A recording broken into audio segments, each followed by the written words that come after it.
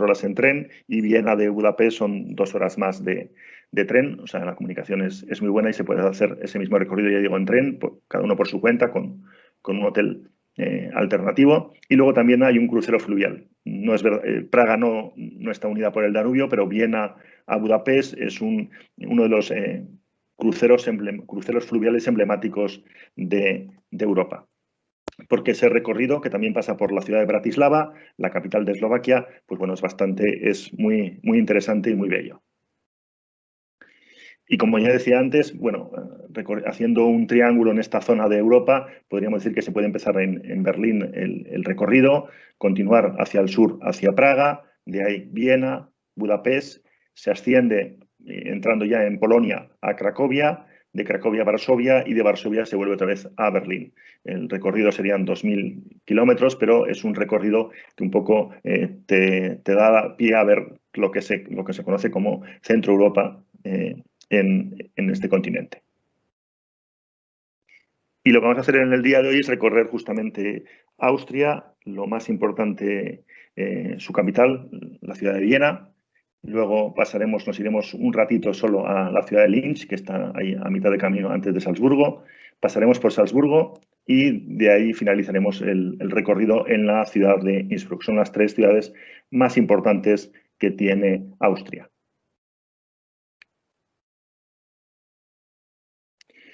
Pensar que Austria se consolida como tal en el año 1918, después de la Primera Guerra Mundial. Anteriormente se conocía como el Imperio Austrohúngaro.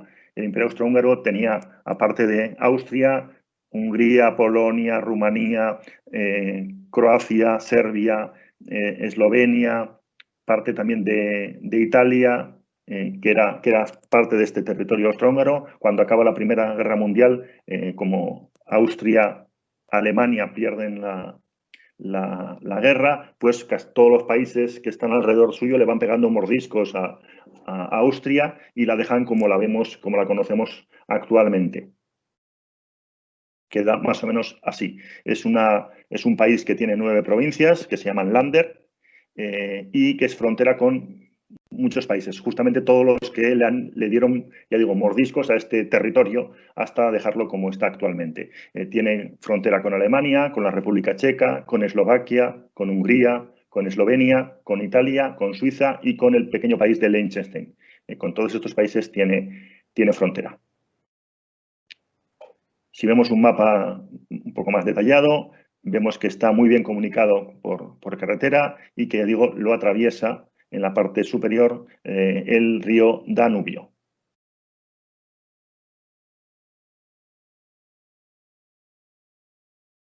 En cuanto a la ciudad de Viena, ya nos dirigimos a la ciudad de Viena. El aeropuerto es un aeropuerto moderno, se encuentra un poco alejado de la ciudad, está más o menos a unos 30 kilómetros de la ciudad de Viena, y tiene comunicación tanto por carretera con la autopista A4 como también con transporte público. Hay autobuses, incluso un tren de cercanías, un tren eléctrico, llega desde el centro de la ciudad hasta el aeropuerto en escasamente 30 minutos. La ciudad de Viena es una ciudad que podríamos decir que se podría equiparar a un sol. En el centro hay el distrito número 1, que es el que vemos aquí en medio, donde está la Catedral de San Esteban, donde está el Hofburg. Hay una carretera que rodea este distrito número 1 y luego alrededor de este distrito se van poniendo distintos distritos de la ciudad. Hay un distrito también en la parte a la otra orilla del río Danubio, donde está la zona, el distrito del Danubio Alto, que se encuentra, ya digo, en la parte derecha de la ciudad. Y en la parte izquierda vemos el Palacio de Schönbrunn, un palacio muy conocido en la ciudad de Viena. Se encuentra a las afueras, a unos 5 kilómetros del centro de la ciudad, y era la residencia de verano de los emperadores.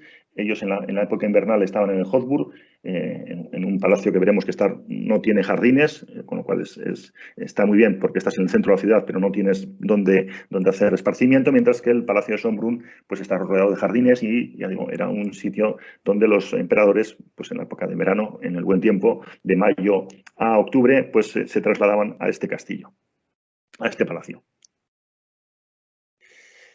Que sepáis que bueno, existen distintos tipos de recorridos dentro de la ciudad. Estos autobuses que dan recorridos por distintas ciudades del mundo, aquí en Lima también hay, pues bueno, que sepáis que en Viena tienen 4 recorridos, uno que es por el centro de la ciudad, el recorrido que vemos más de color naranja, ya digo, rodea el centro de la ciudad de Viena.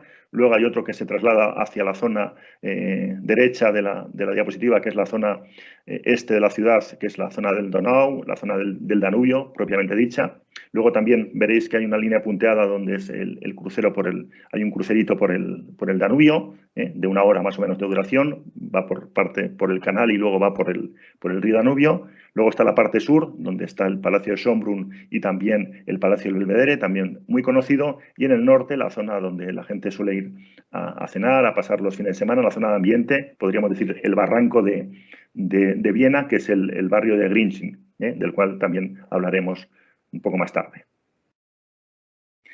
Lo típico en Viena es el metro y el tranvía, es algo fundamental, es una ciudad muy bien comunicada en tranvía.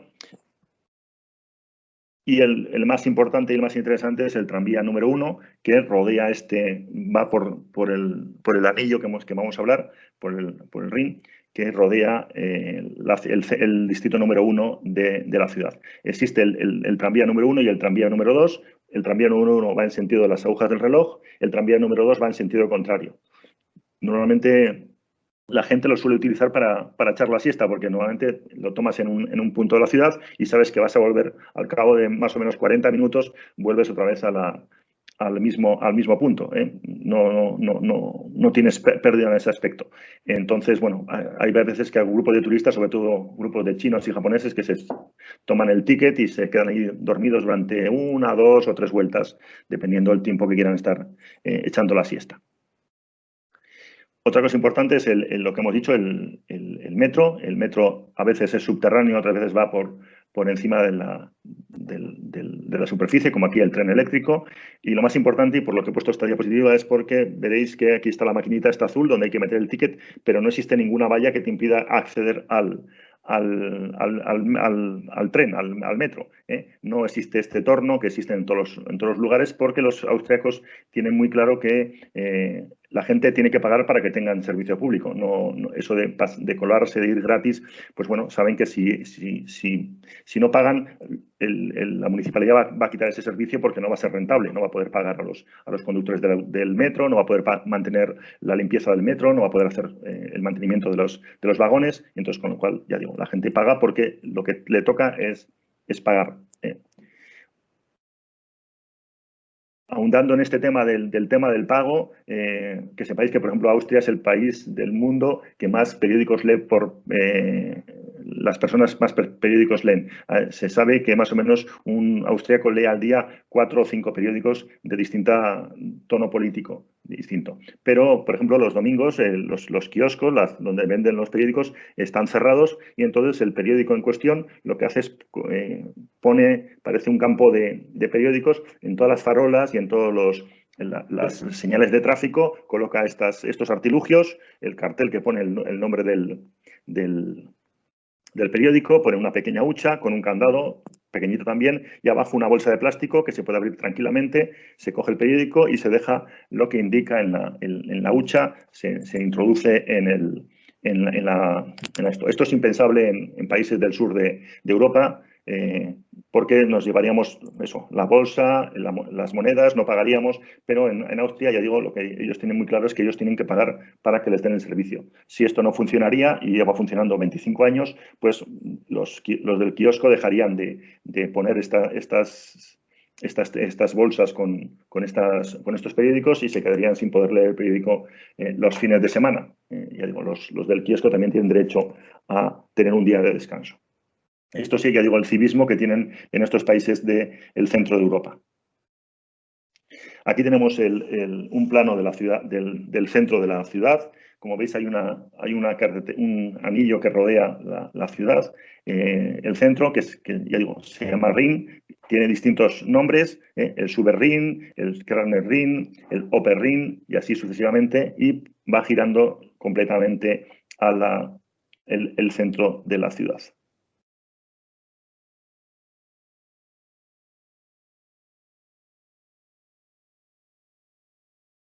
Por eso podemos decir que la ciudad de Viena es la ciudad del anillo, insisto. Ellos llaman a este lugar el anillo. Y vamos a ir paseándonos por este anillo. Ya digo, los monumentos más importantes, los edificios más singulares de la ciudad de Viena se encuentran alrededor de este anillo, a excepción de la catedral que se encuentra justamente en el centro del anillo. El poder religioso, centro de todo poder, y alrededor suyo, ya digo, iremos viendo distintos edificios que son importantes en la ciudad de Viena. Aquí tenemos el mismo anillo y vamos a ir, ya digo, viendo poquito a poco, vamos a ir paseándonos por este anillo. Lo haremos en la parte sur de la diapositiva, lo haremos abajo, en la ópera. Empezaremos por la ópera, que es donde empiezan todas las visitas panorámicas de la ciudad. Normalmente empiezan en la ópera y terminan también en la ópera, porque lo que se hace en una visita panorámica de la ciudad justamente es dar la vuelta a este anillo. Y ahora, ya digo, ya veréis por qué digo que es el centro de la ciudad, porque, ya digo, en vez de una calle larga, como puede ser, no sé, la Avenida de Arequipa aquí, o los Campos Elíseos en París, o la Gran Vía en Madrid, aquí lo que tiene es una calle que rodea, insisto, el centro histórico de la ciudad. El primer edificio y más importante y más emblemático, la Ópera de Viena, es la ópera más importante de Centro Europa y tiene programas todo el año. Este es el Palacio de la Ópera por dentro.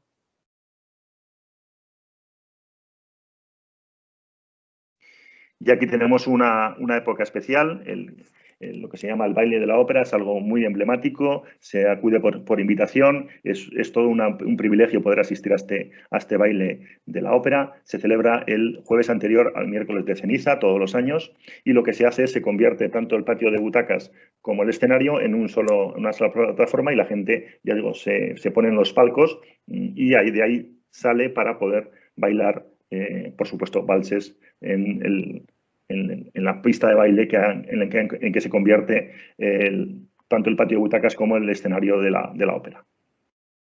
Lo siguiente que tenemos haciendo este recorrido por el anillo es el Hofburg. El Hofburg es el Palacio Imperial de Invierno, que acoge, aparte del Palacio Imperial, de las habitaciones donde vivían los emperadores, también acoge distintos tipos de cosas, como pueden ser la Escuela Española de Equitación, los niños cantores de Viena, y distintas instituciones tienen su sede en este edificio. Este es el Hofburg.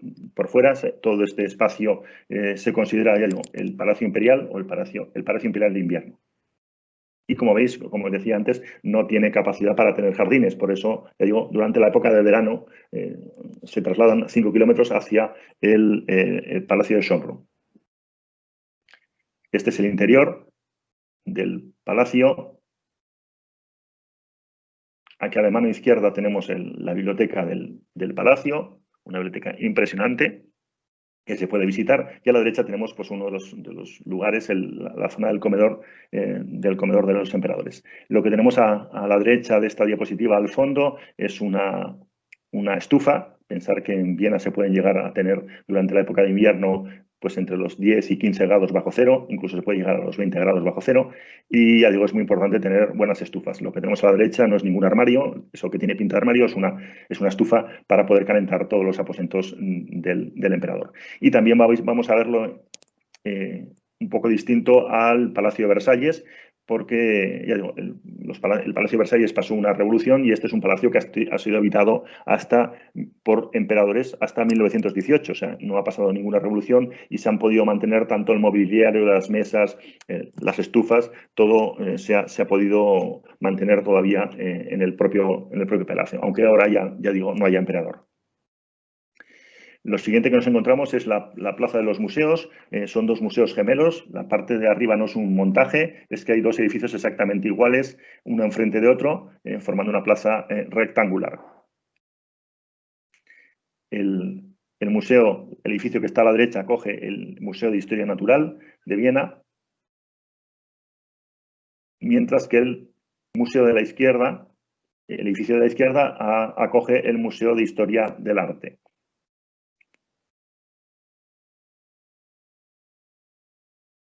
Siguiendo este Rin, siguiendo esta calle, nos vamos a encontrar también con el Parlamento, un edificio en honor a los griegos, como la primera democracia del mundo. Bueno, pues se hicieron el Parlamento en forma de templo, en templo griego, en forma del Partenón de Atenas, y delante la diosa Palas Atenea, la diosa de la justicia, la diosa griega de la justicia, en una escultura delante de este Parlamento. Otro edificio importante en este Rin, en esta calle, es la municipalidad.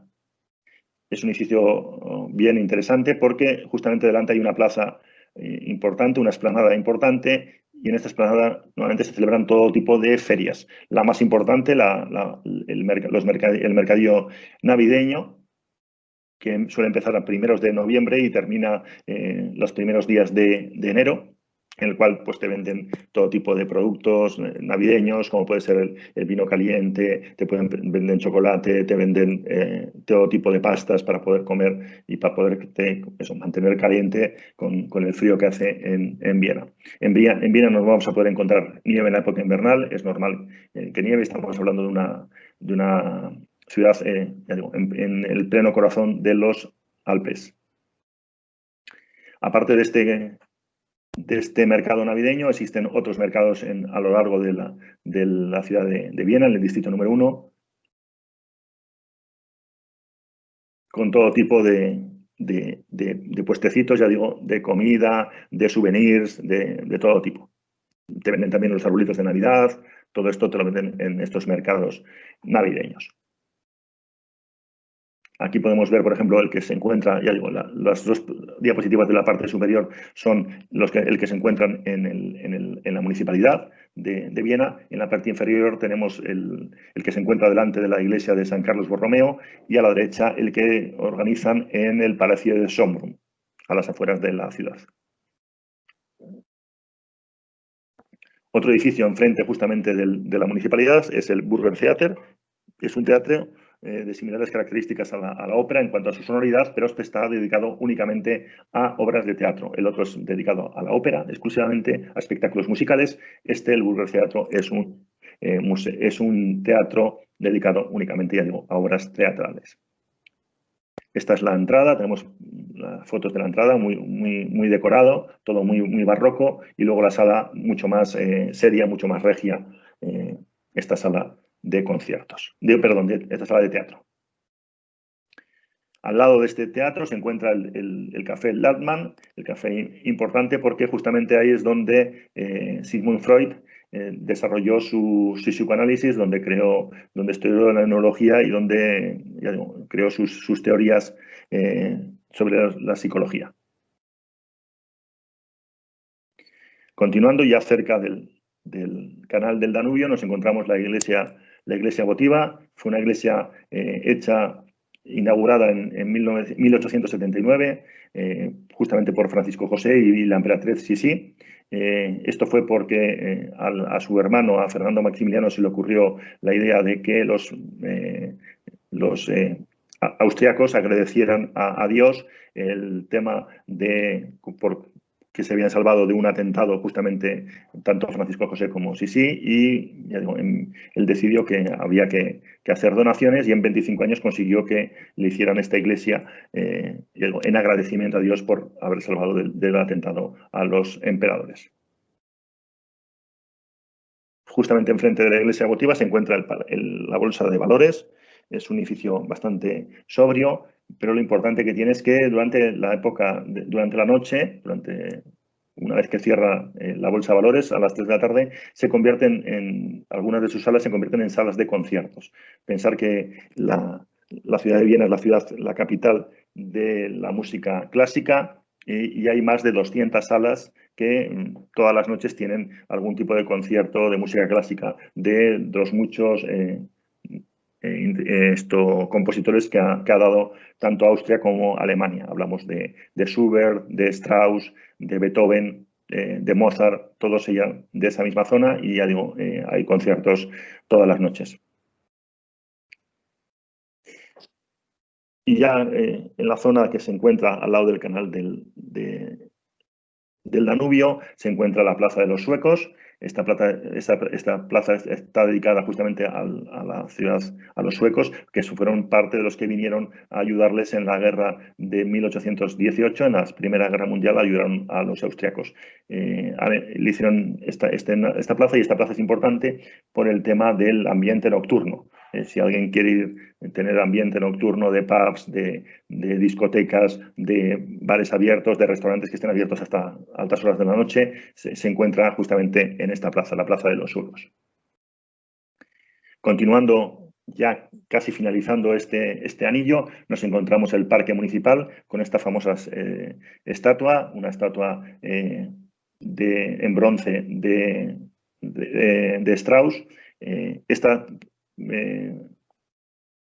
estatua ha tenido una reconversión hace unos 20-25 años, en que el gobierno japonés le regaló a la municipalidad de Viena 10 kilos de oro, en pan de oro, en láminas de oro, para que recubriera esta imagen con este material. Lo hizo porque la estatua del bronce, con la contaminación y con todo, se volvió negra, y las fotos quedaban muy mal. Los japoneses, casi todos los japoneses que iban a la ciudad de Viena, se ponían delante de esta estatua y se sacaban una foto con ella, y la verdad es que la foto quedaba bastante fea, y para que quedara más brillante la foto y para que quedara más bonita, yo digo, el gobierno japonés regaló 10 kilos de oro a la ciudad, a la municipalidad de Viena, para que la recubriera de oro y quedara mucho más bonita.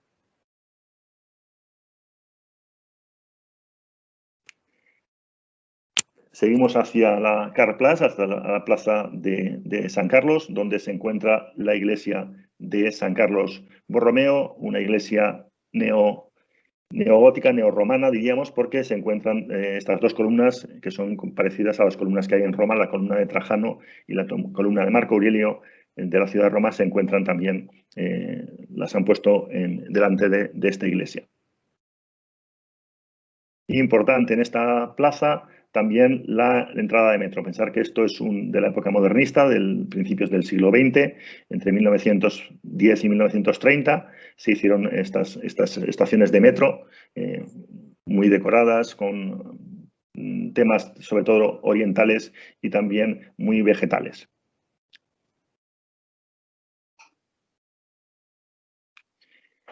Y otra cosa importante en este ring, ya finalizando, es el monumento al soldado ruso. Pensar que Viena, y al igual que Berlín, tuvo una historia, después de la Segunda Guerra Mundial, estuvo tomada por los 4 ejércitos que ganaron la Segunda Guerra Mundial. Estuvieron tomados por los rusos, por los franceses, por los británicos y por los Estados Unidos.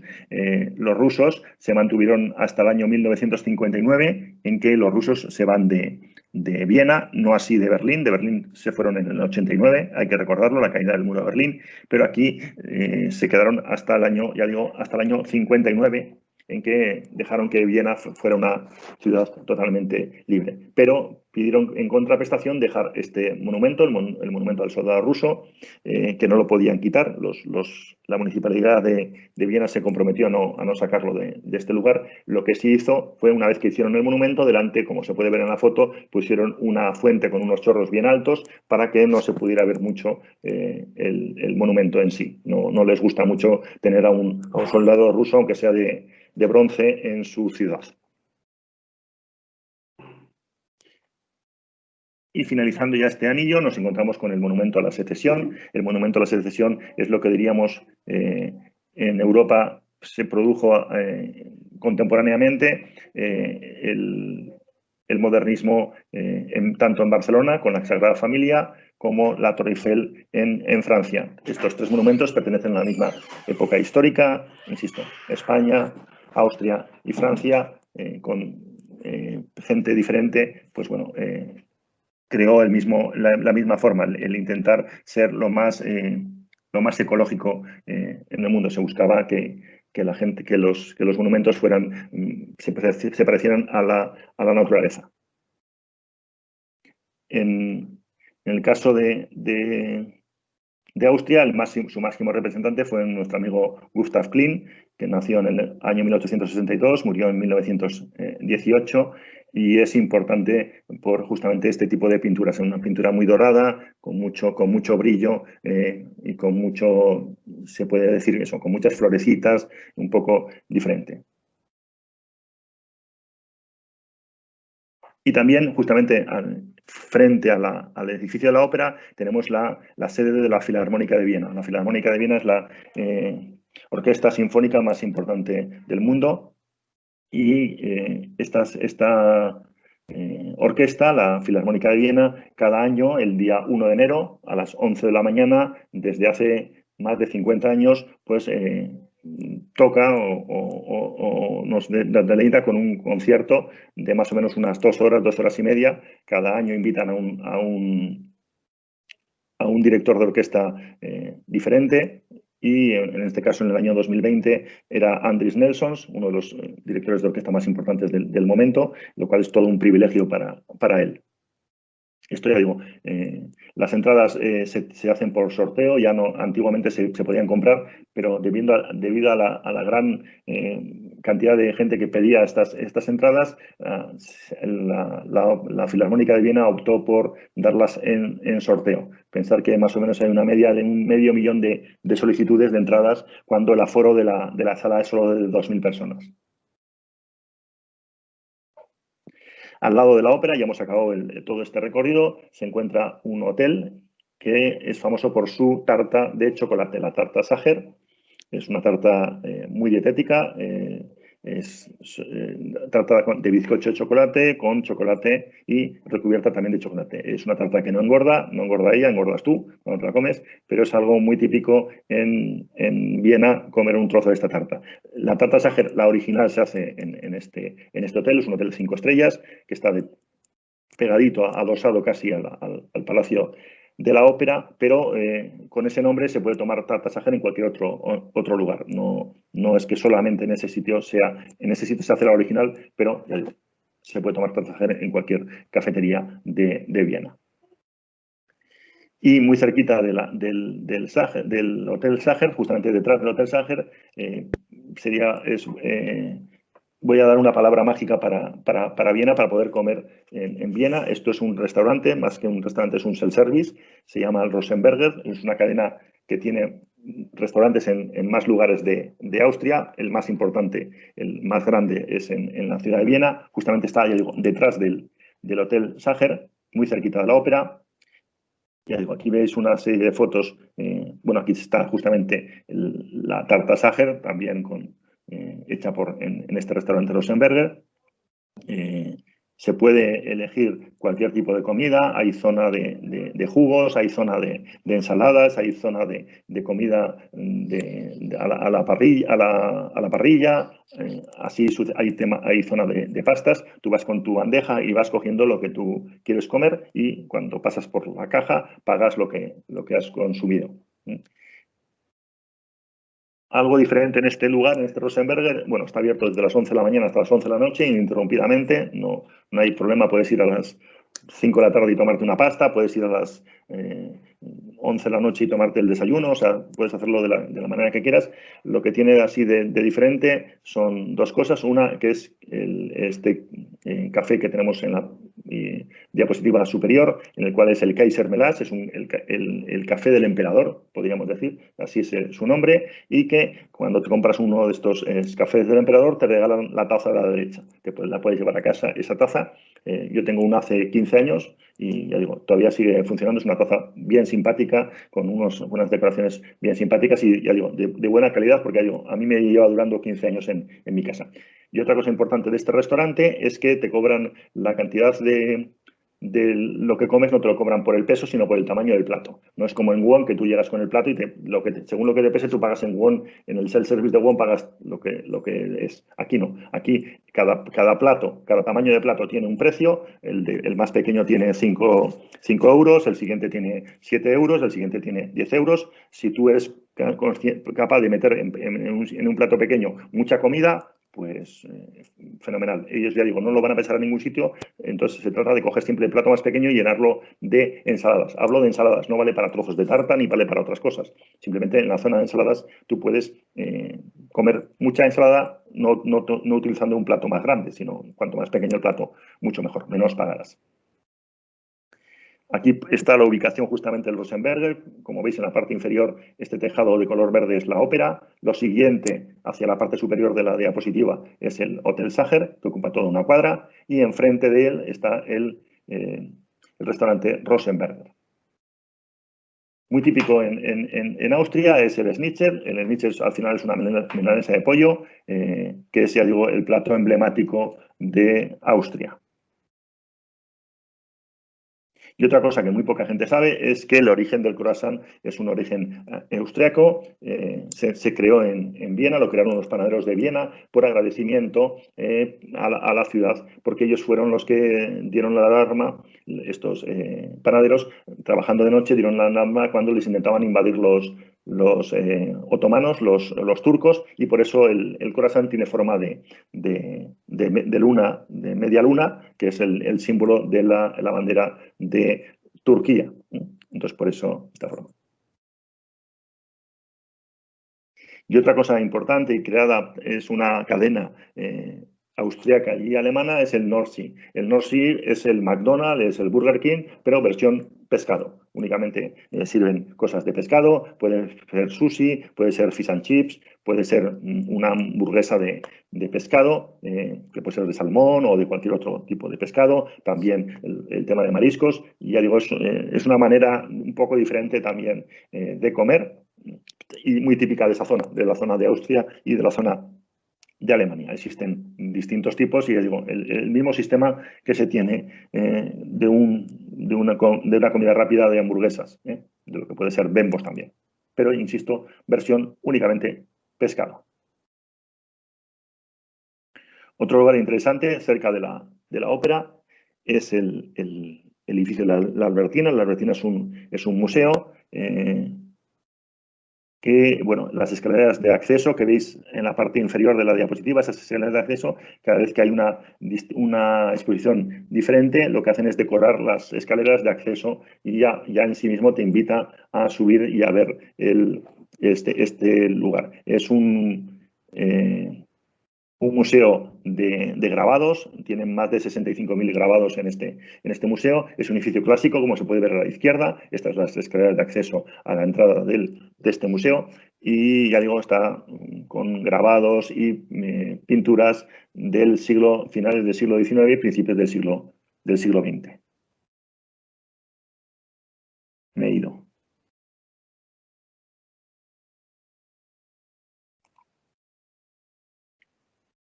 ¿Va bien las fotos?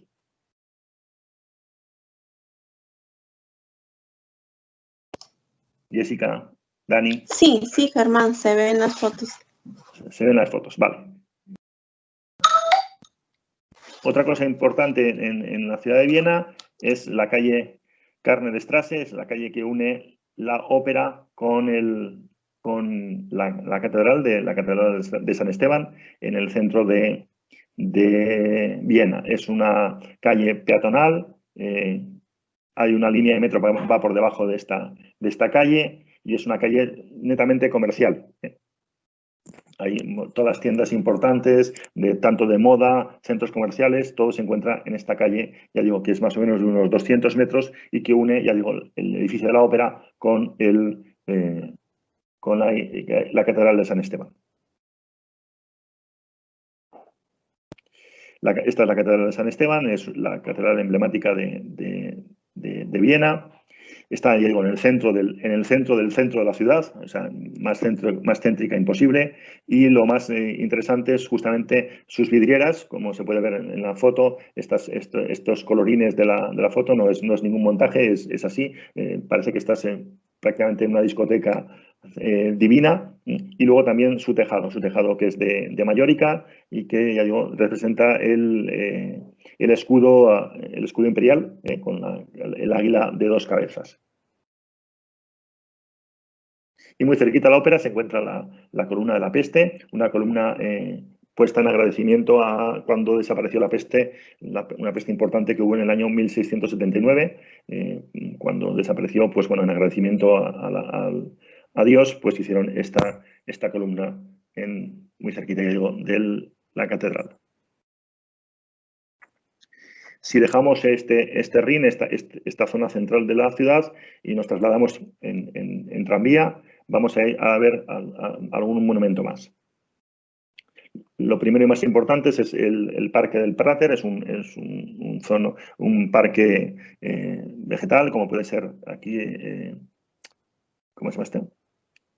Sí, un parque en el cual hay un parque de atracciones, que es el Parque del Prater, un parque emblemático, en el cual lo más interesante es esta noria, esta rueda del mundo, que en vez de tener asientos, en vez de tener cosas así pequeñitas, lo que tiene son vagones de tren.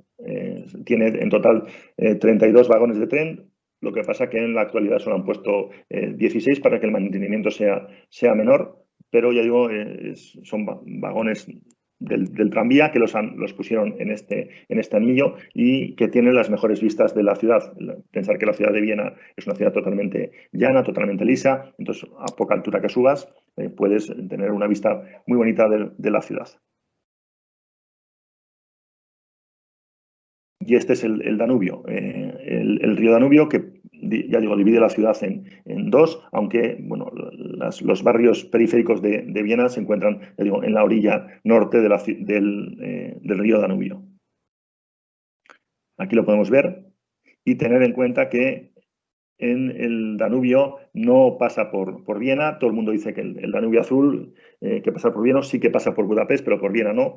Por lo que pasa por Viena es por un canal que se hizo en 1598 y que hace que el río se acerque a la ciudad de Viena. El canal, si lo podéis ver en la diapositiva, empieza donde está el número 14 en la parte izquierda, cerca donde pone Grinchen. Ahí hay un número 14. Ahí el río pasa por distintos puntos, por el 227, 221, 227, y va pasando por Leopoldstadt, por Landstraße, hasta llegar otra vez a la zona donde está la palabra del Danubio. Todas esas curvitas que dan es lo que se acerca el Danubio a la ciudad de Viena.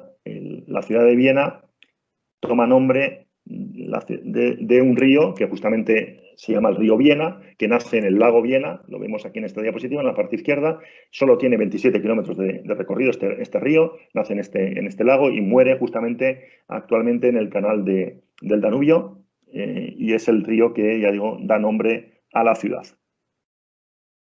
Y al otro lado del río Danubio nos encontramos la zona internacional donde está la sede europea de la ONU, aparte de la que está en Suiza, aparte de la que está en Nueva York. En Viena también existe una sede de las Naciones Unidas. También a las afueras de la ciudad se encuentra el edificio del Arsenal, es un museo, y lo más importante que tiene es justamente el coche donde se produjo el atentado de Sarajevo hacia el archiduque Francisco Fernando y su esposa Sofía, que fue el detonante de la Primera Guerra Mundial. Debido al atentado al archiduque, pues ya digo, los alemanes declaran la guerra al resto de Europa. También en esta zona, la zona del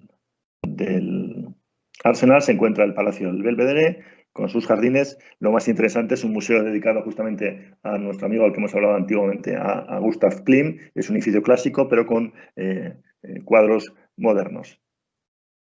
Gustav Klimt, que es famoso, fue muy famoso, pero recientemente se ha hecho famoso gracias a una película que ha hecho Helen Mirren, que se llama La Dama de Oro, y que es un hecho real. Una persona, Gustav Klimt, le pintó una pintura a una señora. Esta señora compró este cuadro, se lo llevó a su casa, pero cuando esta señora era de ascendencia judía, cuando los alemanes toman Austria y toman Viena, le requisan este cuadro, le quitan este cuadro y se lo queda al gobierno austriaco.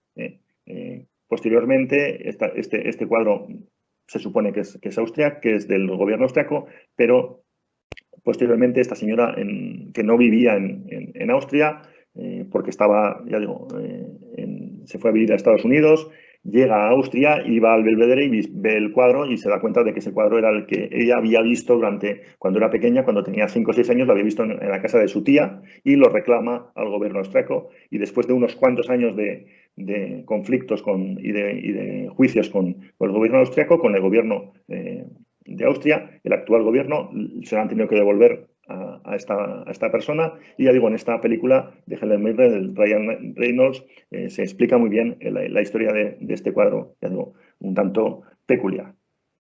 Y finalmente vamos a lo más importante, el palacio más emblemático de la ciudad de Viena, que se encuentra a las afueras, no se encuentra justamente en Viena, sino a las afueras, es el Palacio de Schönbrunn, famoso porque es donde vivía Francisco José I de Austria, el último emperador de Austria, junto con su esposa Sisi emperatriz,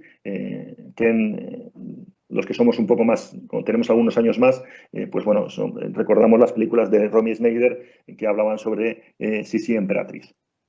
Esta Sisi emperatriz fue la última, ya digo, la última emperatriz del gobierno austriaco. Ella, desgraciadamente, tuvo una vida muy triste, aparte después de tener que dejar de ser emperatriz en 1918. Posteriormente se trasladó a Suiza, un país neutral, y en la ciudad de Ginebra, justamente saliendo del hotel donde vivía en Viena, en Ginebra, cerca del lago de Ginebra, resulta que hubo un señor que la confundió con otra persona y la acuchilló y la mató. Murió trágicamente asesinada en Suiza. Aquí el interior del Palacio de Schönbrunn.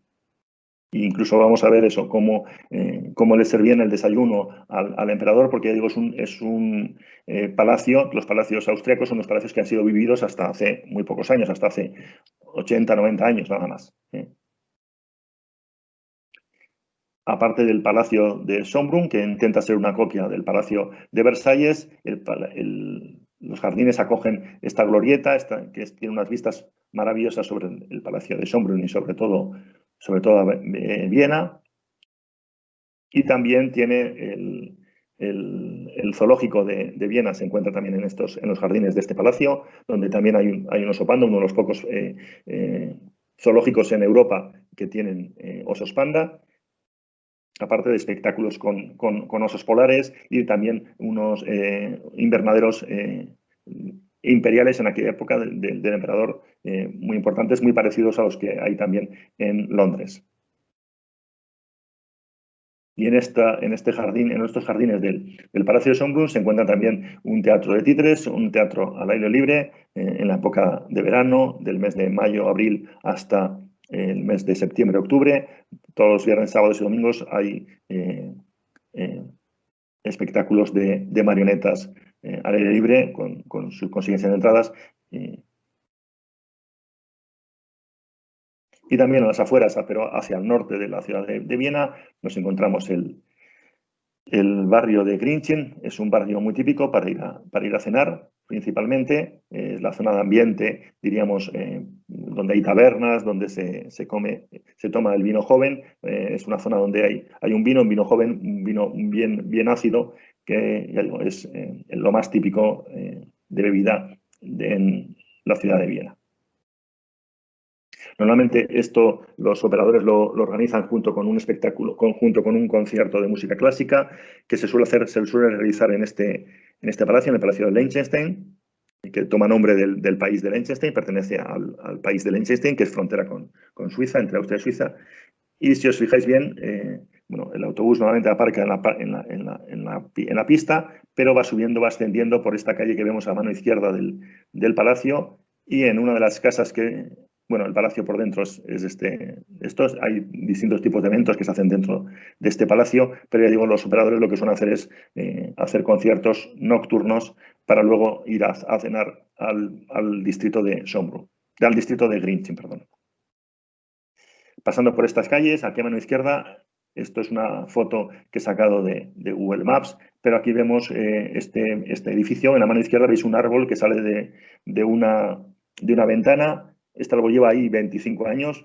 Yo la primera vez que visité Austria ya digo, hace 25 años estaba allí. No sabemos muy bien por qué un señor tiene plantado dentro de su apartamento un árbol que sale por la ventana, pero ya digo, es algo que un poco diferente en la ciudad de Viena.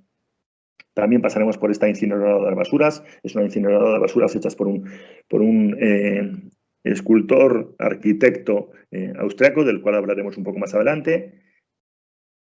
Y de ahí llegaremos a Grinchen, a una de estas tabernas rústicas, típicas de allí, con mucha madera, con mucho ladrillo, donde tendremos para cenar. Nos servirán la bebida en uno de estos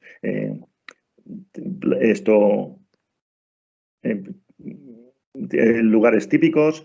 Tendremos comida de eso, sobre todo carne, sobre todo la milanesa de pollo que hemos dicho, mucho queso, mucho pan, mucho fiambre también, mucho chorizo, mucho jamón, que es algo muy típico, la típica cena vienesa. Volviendo al centro de la ciudad, y como ya hemos dicho, en la zona del Hofburg tenemos la Escuela Española de Equitación, con espectáculos todos los días de 20 minutos a las 9 de la mañana, de 9 a 9 y media. Son espectáculos con caballos lipizanos, es una raza de caballo árabe traído de España. Todos los caballos son de color blanco y hacen cualquier tipo de espectáculos de habilidades con el caballo, siempre con un jinete o bien, ya digo, de obediencia del caballo que parece que está bailando con la música de Strauss. Y también en esa misma sede de que hemos hablado antes del Hofburg se encuentran los niños cantores de Viena.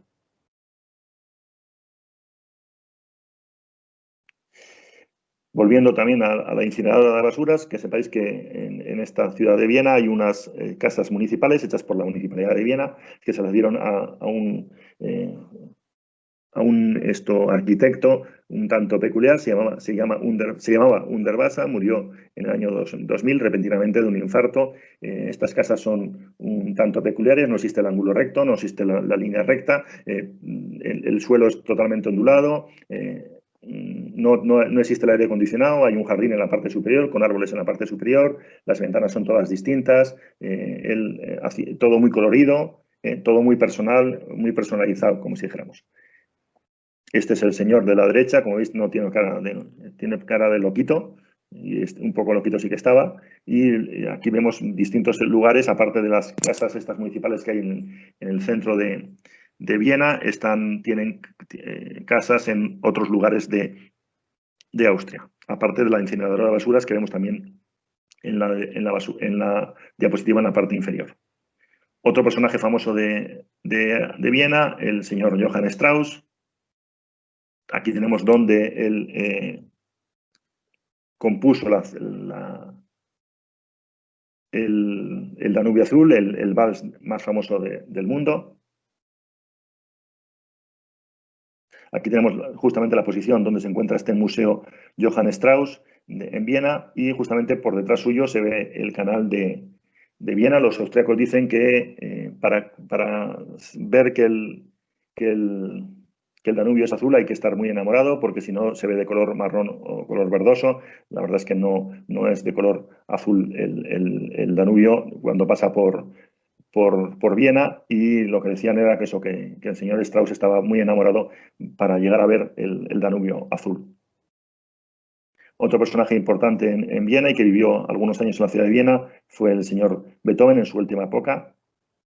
Y aquí podemos ver algunas de sus casas donde vivió. Pensar que Beethoven cambió de casa durante toda su vida 28 veces, porque al quedarse sordo con 28 años antes de morirse, pues la verdad es que los vecinos no le aguantaban, porque para componer tenía que aporrear el piano, y la verdad es que los vecinos le odiaban y procuraba él cambiar de casa cada cierto tiempo para no molestar mucho a los vecinos. Ya digo, tenemos algunas casas en la ciudad de Viena, no solo una, sino algunas en las que vivió Beethoven.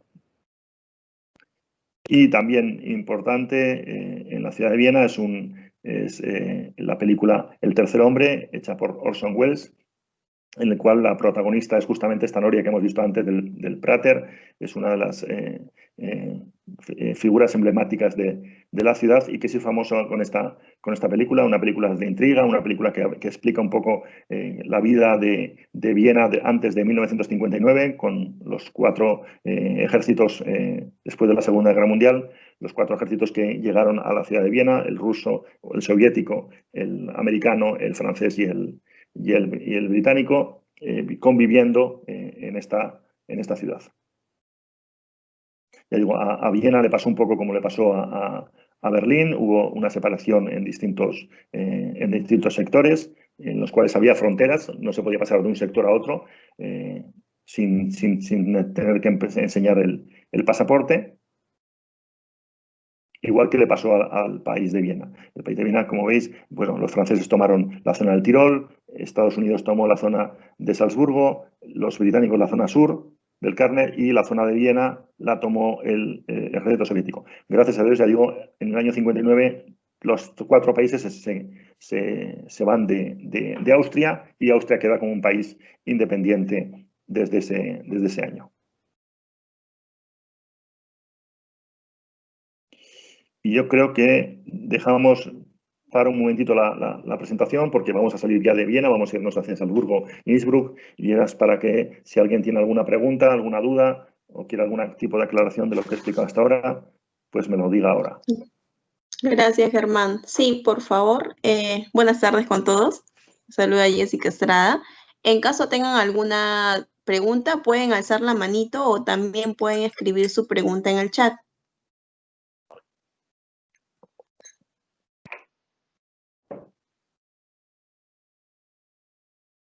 Nazca, todos los citados corresponde al año de Viena, Austria, ¿no? A todas esas ciudades que has citado. Se ha oído cortado, no te he entendido la pregunta.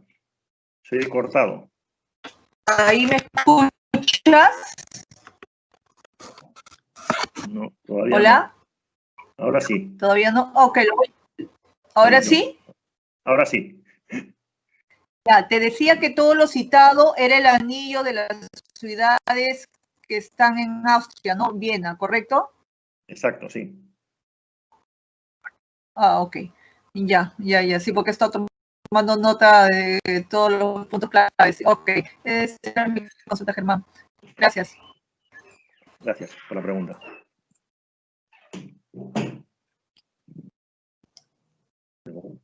A ver, tengo una pregunta en el chat, Germán. Para ver a los niños cantores de Viena, ¿es muy difícil conseguir entradas? No especialmente. En la página web de ellos se puede conseguir entradas. Como todo, y además aquí suele haber bastante... Europa no es un destino que vayas de un día para otro, normalmente. No es que mañana quiero irme a...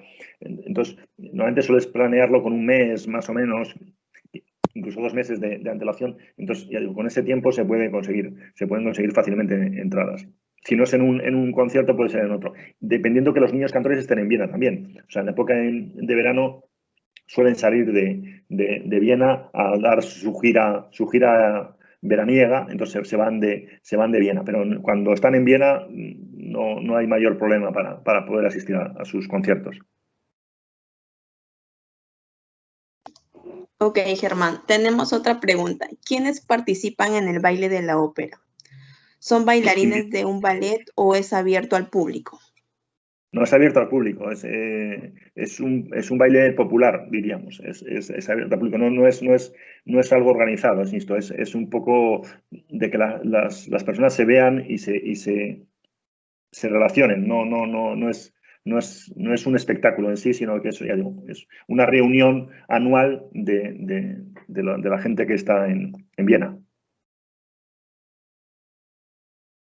En el tema musical, que he visto que me han preguntado por los niños cantores de Viena, lo que sí es, también existe, aparte del concierto que hemos dicho de la Filarmónica de Viena del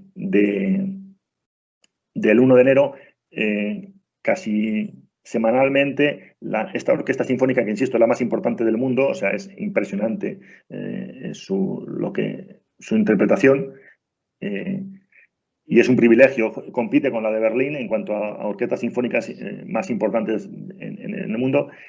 Sí que se puede asistir a estos conciertos y además son relativamente baratos. No el del 1 de enero, que insisto, hay 500.000 peticiones y solo pueden entrar 2.000 personas, pero sí que si vas un 15 de marzo, un 20 de abril y quieres conseguir una entrada, son relativamente baratas. O sea, creo que la más barata está a 10 euros y la más cara está a 50 euros para ver un concierto de esta orquesta sinfónica o de parte de ella, ¿no? Puede que no sea todo el conjunto, todo el volumen de la orquesta, pero sí una parte de ella. Y ya digo, es impresionante porque, ya digo, la sala en sí, la sala dorada de esta Filarmónica de Viena es impresionante, es muy, muy buena. Y es muy bonita, ya digo, se llama dorada porque está hecho con eso, tiene pan de oro en sus decoraciones y todo eso. Y lo que es muy típico en los conciertos de Viena, de esta Filarmónica de Viena, es que los conciertos abiertos, como si dijéramos, los que no son temáticos de un compositor, suelen terminar con 2 piezas. La anteúltima pieza es el Danubio Azul, que dura más o menos 9 minutos y medio, más o menos, y la última pieza que tocan siempre, incluido el 1 de enero también, es la marcha Radetzky. La marcha Radetzky es una marcha militar, pero es una marcha militar en la cual el director de la orquesta hace participar al público. El público tiene que aplaudir de una determinada forma durante la interpretación de la obra. O sea, pasa a ser un instrumento más, el público pasa a ser un instrumento más de esta pieza que se llama la marcha Radetzky, en honor a un militar austriaco. La hizo también Strauss, y ya digo, todo concierto termina en Viena con esta pieza, sí o sí. Todo concierto, insisto, abierto. Si es un concierto de Mozart, no. Pero si es un concierto en el cual un concierto de vals, insisto, la última pieza siempre es la marcha Radetzky porque es una marcha divertida y interactúa el público con la orquesta, cosa que no pasa en ninguna otra pieza de ningún repertorio. ¿Ya? Ok, Germán. Esperamos, creo que no tenemos más preguntas. No sé si por ahí alguien más se anima a dar una pregunta.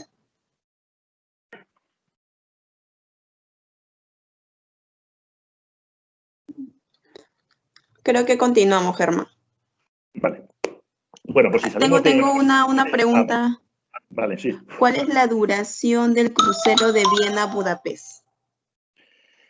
Pues normalmente lo suelen demorar sobre una semana, pero hay de 4 o 5 días también.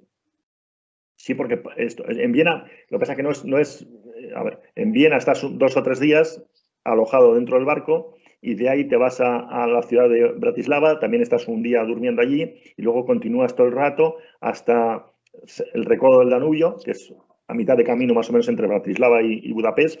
Allí también haces una paradita en uno de los pueblecitos. Y de ahí ya continúas a Budapest, en el cual pasas 2 o 3 días también alojado dentro del barco. En total, más o menos, es una semana de duración. Pero es muy interesante porque, ya digo, vas disfrutando del viaje. Ves las 3 ciudades, ves Viena, ves Bratislava y ves Budapest y ves eso, como la parte más bella, por decir algo, del Danubio es esa zona. Además, eso, hay una serie de curvas y contracurvas y ya digo, los pueblecitos que están alrededor suyo. Ahora también vamos a hablar de un crucero, justamente ahora con esto de la Abadía de Melk, también hay un crucerito de 1 hora y media que a veces cuando haces la visita a la Abadía de Melk, esta visita, que suele ser visita opcional a las afueras de la ciudad de Viena, te pasan por este lugar. Insisto, es otra parte del Danubio, no es de Viena a Budapest, sino es antes de Viena, justamente entre Linz y Viena. Ahí hay 1 hora y media, 10 kilómetros que haces el recorrido por el Danubio y vas viendo pueblecitos también alrededor.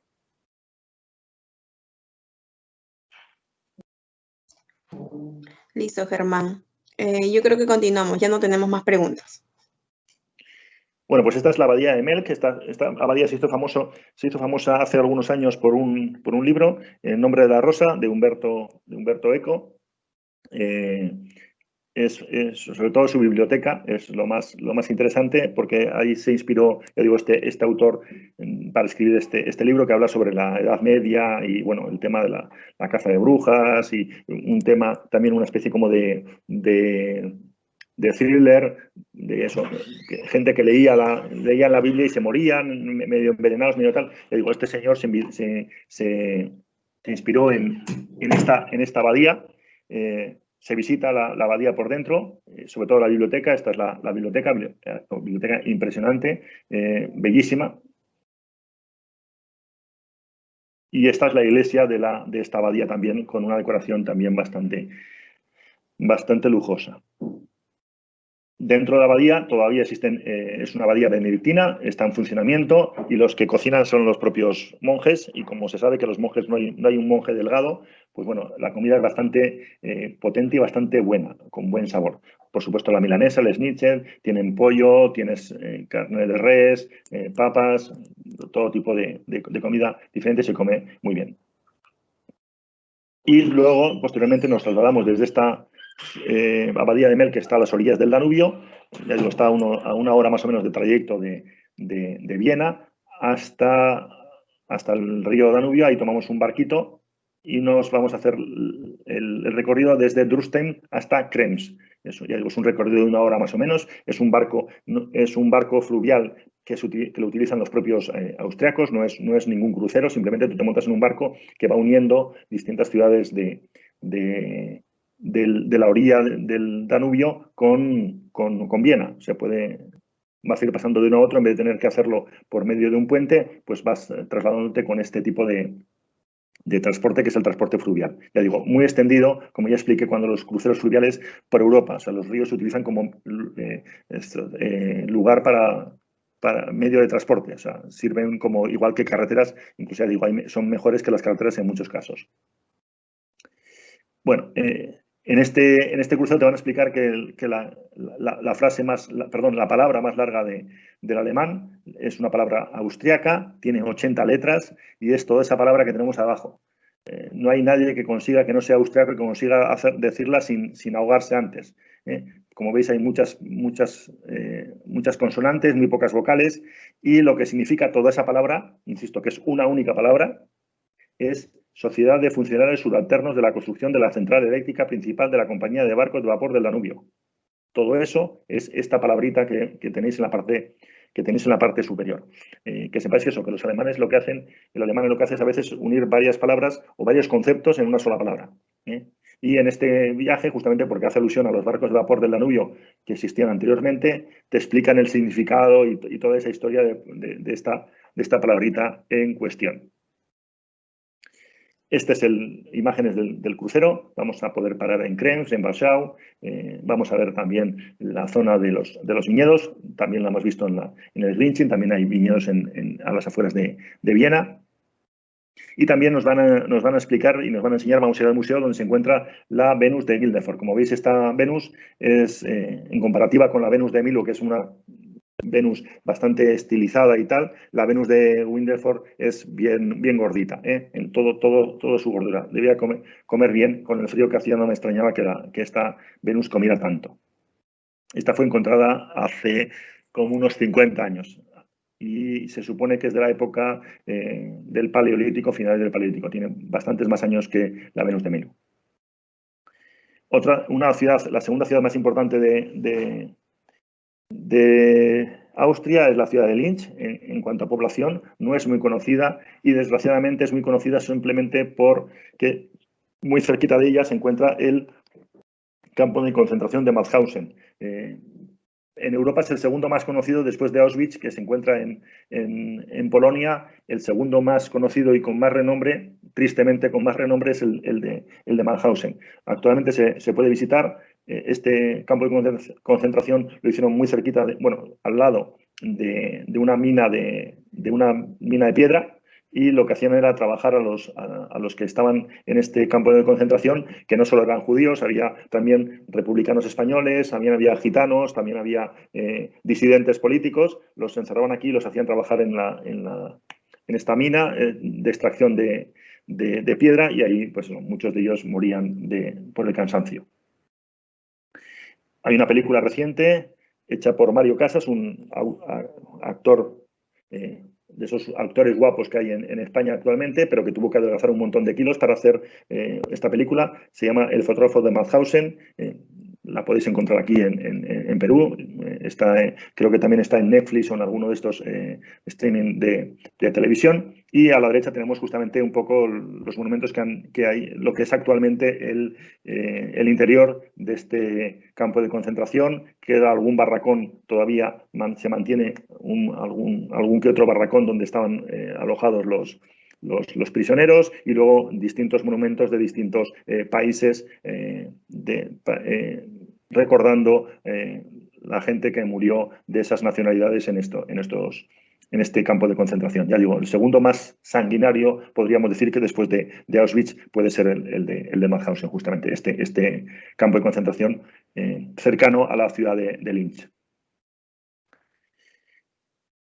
Un poco más alejado de Viena, hacia el oeste, nos encontramos la ciudad de Salzburgo. La ciudad de Salzburgo, que como su nombre indica, es la ciudad de la sal. Hay muchas minas de sal, las cuales se pueden visitar. Se hizo famosa por la película La novicia rebelde, la famosa familia Trump. Se puede visitar la casa donde vivieron la familia Trump. La historia es real, es un matrimonio que tiene 7 hijos y que tuvo que huir de Austria cuando los alemanes entran en Austria, toman posesión del país, y ellos no estaban a favor de los nazis, del gobierno alemán, y tuvieron que huir. También es la ciudad donde nació Mozart. Se puede visitar la casa donde nació Mozart. Y también a las afueras de esta ciudad de Salzburgo se encuentra, insisto, unas minas de sal, y también el Palacio de Hellbrunn.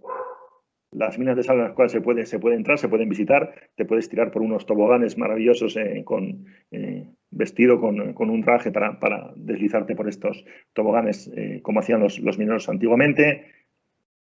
Y también se puede visitar el Palacio de Hellbrunn. El Palacio de Hellbrunn tiene de interesante los jardines. Los jardines están hechos por un duque de aquella época, que lo que divertido que tiene es que te pueden dar sorpresas con el agua. Si os fijáis bien en los asientos de esta mesa que tenemos en la parte inferior de la diapositiva, de ese agujerito que sale puede salirte un chorro de agua. Él se divertía teniendo invitados y les hacía que se mojaran. O pasabas por una zona donde había árboles y te van lanzando chorritos de agua para mojarte. Todavía a día de hoy funcionan estos mecanismos, y todavía a día de hoy tienes que ir con mucho cuidado, y a poder ser en verano para no mojarte entero, porque ya digo, según vas paseando te pueden ir sacudiendo, tirando agua en distintos lugares del jardín. Muy cerquita de Salzburgo, a escasamente 70 kilómetros, no es Austria, sino que es Alemania. Salzburgo está muy cerquita de la frontera con Alemania. Prácticamente los distritos periféricos de Salzburgo ya son territorio alemán. Se encuentra el lago de Chiemsee. En el lago de Chiemsee está este palacio, el Palacio de Herrenchiemsee, que es muy parecido, o sea, es una copia de Versalles. Lo hizo Luis II de Baviera. El Rey Loco es uno de los 3 castillos que hizo este personaje, este rey de Baviera. Y lo más interesante, bueno, aquí tenemos el interior. Este palacio nunca estuvo acabado. Ya digo, es una copia de Versalles. Y lo más interesante de esto es justamente la parte, en esta diapositiva, la parte izquierda abajo, tenemos esta escalera. Esta escalera es una escalera que tenía Versalles cuando gobernaba Luis XIV, pero luego con Luis XV, Luis XV quitó esta escalera, que se llamaba la escalera de los príncipes, la cambió, la destruyó, y ya no existe en Versalles. El Versalles actual no se puede visitar, y Luis II de Baviera recuperó en este castillo, gracias a dibujos y a pinturas que él vio, recuperó esta escalera, y gracias a Dios, ya digo, tenemos esta escalera que la podemos ver como si fuera, ya digo, la de Versalles. También tiene, por supuesto, la galería de los espejos. En la parte superior de la diapositiva vemos esta galería de los espejos, más corta que la de Versalles, pero de igual elegancia que la que hay en el Palacio de Versalles en París. Y la última ciudad que vamos a visitar es la ciudad de Innsbruck. Es digamos, la residencia de verano de los emperadores también. Cuando les parecía demasiado cerca estar en Schönbrunn, venían aquí a pasar el verano a la ciudad de Innsbruck. Es una ciudad que se encuentra entre dos montañas, en el valle que forma el río Inns. Innsbruck significa justamente, Bruck es puente, Inns es el río, el nombre del río. Y ya digo, el Bruck es el puente sobre el río Inns. Era una zona de paso para cruzar este río. Aquí vemos mejor lo que quería decir, eso, montañas a un lado, montañas al otro, desde donde estamos tomando la foto también es una zona montañosa. Y si os fijáis bien, aquí vemos dos iglesias, a derecha e izquierda en la parte inferior, y que las podemos volver a ver dentro de esta pintura. Si os fijáis bien, son las dos mismas iglesias y estamos hablando de algo muy emblemático en Europa, que hace años es una cosa que se hizo antes de que hubiera cine, y eran las pinturas circulares. Esto es un ejemplo de pintura circular. En Innsbruck hay una de ellas, es una pintura en 3D. Lo que vemos es una pintura que más o menos mide unos 100 metros de longitud por 10 metros de altura, pero luego hay cosas que no son pintadas, sino que son reales. O sea, los troncos que vemos aquí en la mano izquierda son troncos reales, con sus hojas reales y con todo reales, y lo que intentan hacer es una descripción 3D de la pintura. Es una pintura 3D. Esto, ya digo, imaginaros, antes del cine había muchas en Europa, ahora quedan unas poquitas nada más. Ya digo, esta tela tiene 10 metros de altura, 100 metros de largo, casi son 1000 metros cuadrados, pesa 10 toneladas de pintura, solo la pintura son 10 toneladas, y trata sobre la guerra contra en ese mismo valle, en el valle de Innsbruck. Representa Innsbruck en la batalla que tuvieron los austriacos contra el ejército de Napoleón. Esto, ya digo, estuvo muy extendido en Europa, y actualmente se pueden visitar este tipo de pinturas circulares, que suelen ser de batallas o de eventos o de paisajes, en todas estas ciudades de Europa. En Innsbruck, como ya hemos dicho, hay una de estas pinturas circulares. También en la ciudad de Lucerna, en Suiza, hay otra pintura circular. En Thun, también en Suiza, entre Interlaken y Berna, existe otra pintura. En la ciudad de La Haya, en Holanda, existe también otra pintura circular.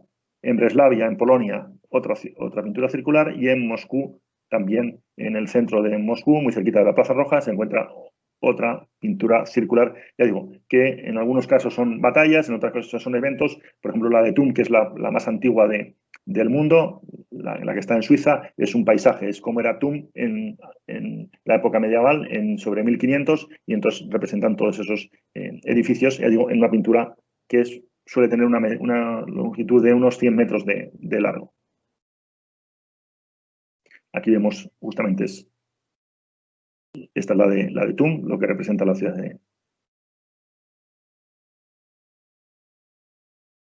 También en Innsbruck se encuentra la tumba, más que la tumba, el cenotafio de Maximiliano I. Es una tumba que no está el cuerpo del emperador. El emperador está enterrado en Viena, pero la hicieron para intentar alojar y recordar al emperador Maximiliano I. Y lo más emblemático de la ciudad de Innsbruck es este tejadito de oro. Tejadito es un balcón que se hizo también en la época de Maximiliano. Lo hizo para poder ver lo que pasaba debajo suyo sin tener que pisar el suelo de la ciudad. Se llama tejadito de oro porque está recubierto, el tejado en la parte superior está recubierto por más de 2500 tejas de cobre, que están doradas al fuego. No es oro, ya digo, es dorado. Y ya digo, está en la plaza más emblemática de Innsbruck, y ya digo, está hecho para que el emperador pudiera tener acceso a lo que pasaba debajo suyo. Otra cosa importante en Innsbruck es su trampolín olímpico, recientemente rediseñado. Este trampolín olímpico ha acogido 2 Olimpiadas en Innsbruck, 2 Olimpiadas de invierno, y en la última remodelación lo que se procuró hacer fue en la parte superior, bueno, dedicarlo durante la época invernal al tema del salto del esquí, pero como veis en la parte inferior, si veis la parte derecha de la zona verde, es como si fuera para poner un escenario, en la parte derecha para que el público acceda. Es un lugar de conciertos al aire libre para la época del verano, y ya digo, en la época de invierno, cuando la nieve cae, pues se convierte en un salto de esquí. Se utiliza para, ya digo, saltadores de esquí. Esto fue rediseñado, este trampolín fue diseñado por esta señora, la Zana Hadid. Es una iraní que no vivió en 1950 hasta el 2016, ya digo, murió también de un infarto de repente. Fue una pena porque era una señora que era muy querida en el mundo de la arquitectura, muy vanguardista a nivel de diseño. En la parte inferior vemos lo que diseñó para la Exposición Universal de Zaragoza de 2018. Este fue el diseño que hizo esta señora. Un puente con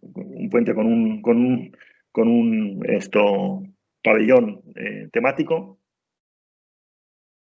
Y aquí tenemos eso, el diseño que hizo ella sobre el trampolín olímpico. En la parte superior hay un restaurante al cual se puede ir a comer tranquilamente.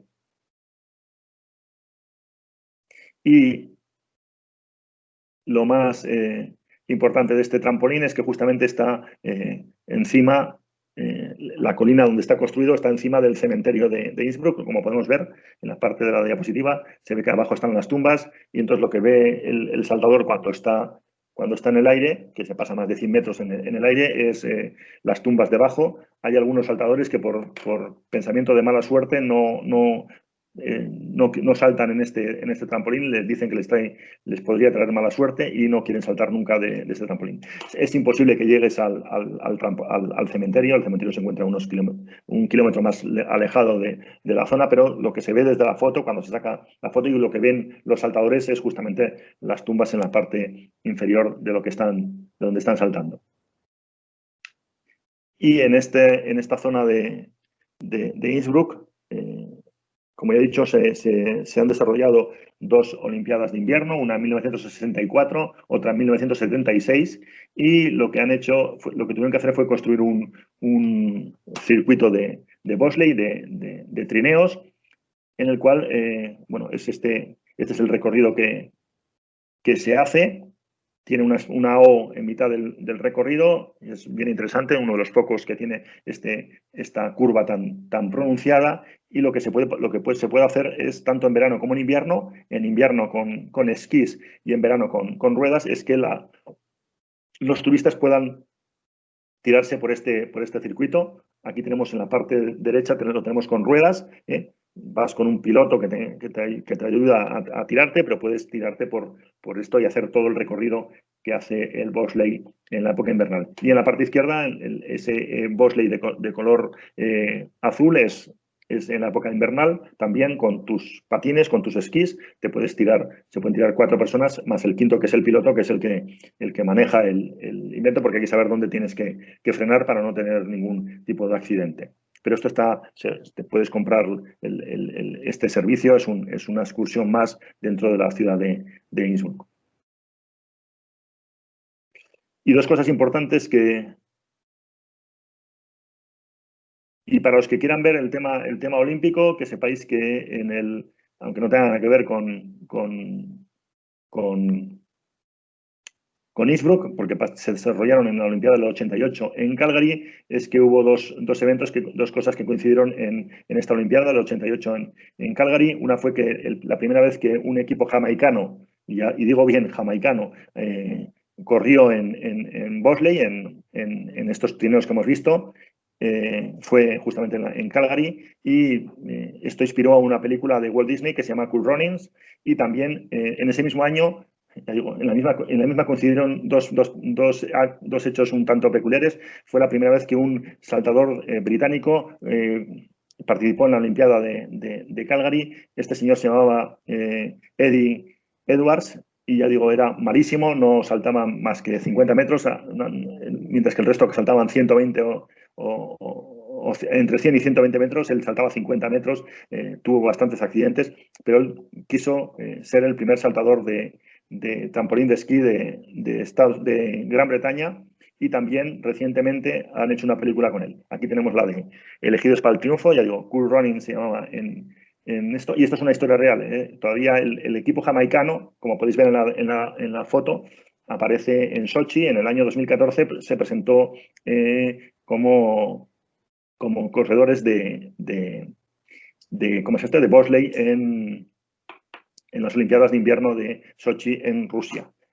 Pensar que esto empezó porque este entrenador era un entrenador de Estados Unidos, el que les convenció a los jamaicanos para participar en la Olimpiada de Invierno. Decía que para ser un buen corredor de bobsleigh hay que ser un buen corredor de 100 metros, y justamente los mejores corredores de 100 metros del mundo, gran parte de ellos son jamaicanos, con lo cual se podía servir como lo importante es tener una buena carrera al principio del empujar el bobsleigh, el trineo.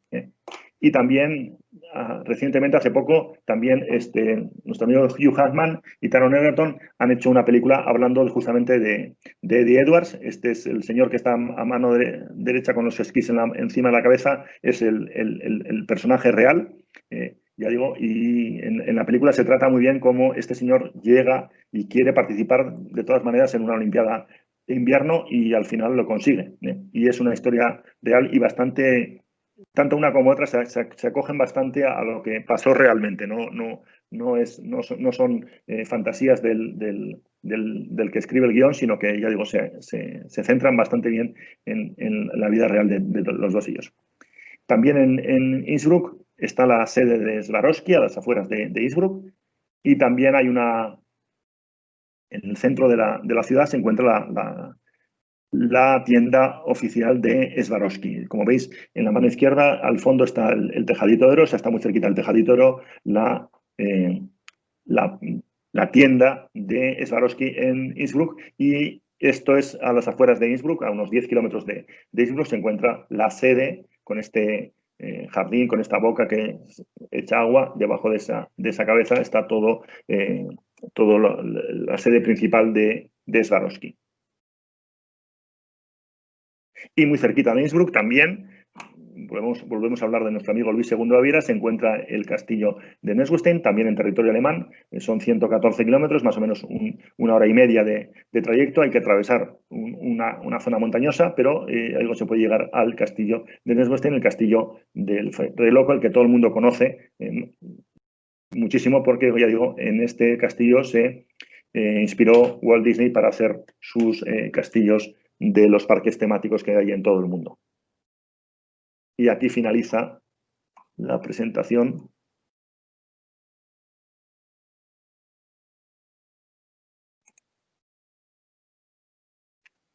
No sé si hay alguna pregunta, alguna duda.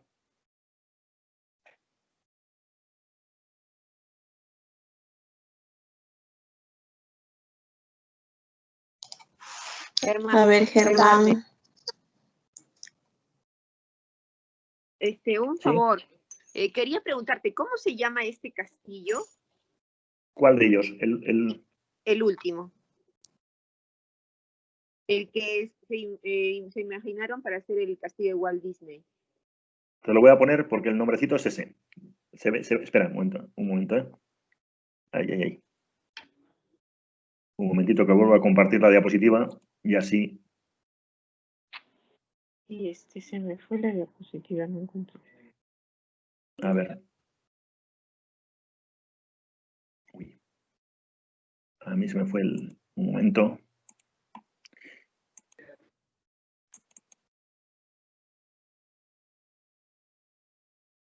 Esta es la última. Aquí. Un momentito que estoy intentando recuperarla.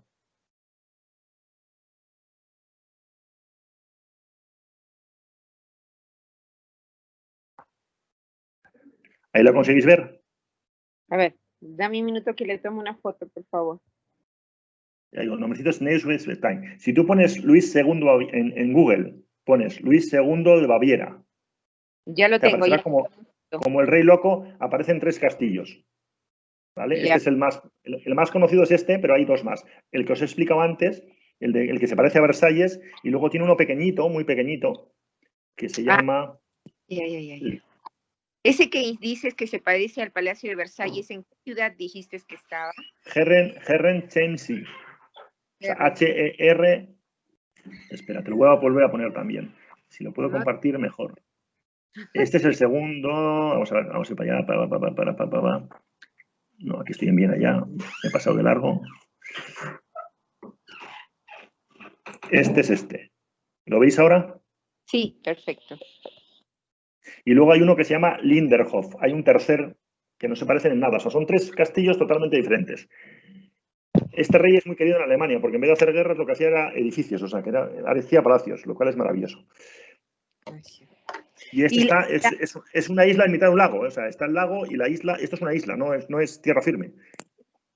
Ah, ya, perfecto. O sea, hay que tomar un bote para llegar ahí. Para llegar a esto, si lo veis aquí, ¿no veis que pone, veis la diapositiva ahora? ¿Veis que pone Chiemsee? Sí, y que es una isla de color verde. Pues bueno, en esa isla está tú llegas a Priem, en Chiemsee, y ahí tomas un barquito, son 15 minutos de barquito, y es un lago, o sea, no tiene problemas. Y llegas hasta Chiemsee y ahí construyó esto. Perfecto. Muchas gracias. Una Ah. última pregunta, perdón. También, ¿qué ciudad te dijiste que era donde habían hecho la noche rebelde, que estaba la casa que se podía visitar? Salzburgo, aquí. Sí. Y como pasó muy rápido, no pude anotar el nombre de la ciudad.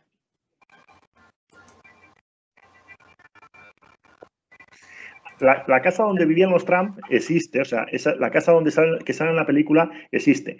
Lo que pasa es que hace unos años la compró un americano, un norteamericano, y entonces ya no la deja visitar. Entonces ahora solo le puedes sacar una foto, está al lado, está en medio de un lago, entonces ahora lo que suele hacerse es se llega al otro lado del lago y desde el otro lado del lago se ve en la orilla enfrente, se ve la casa. Antes era impresionante porque claro, te dejaban ir y no había vida, o sea, todo el mundo quería entrar en la casa. Muchas gracias, Germán. Gracias por tu apoyo.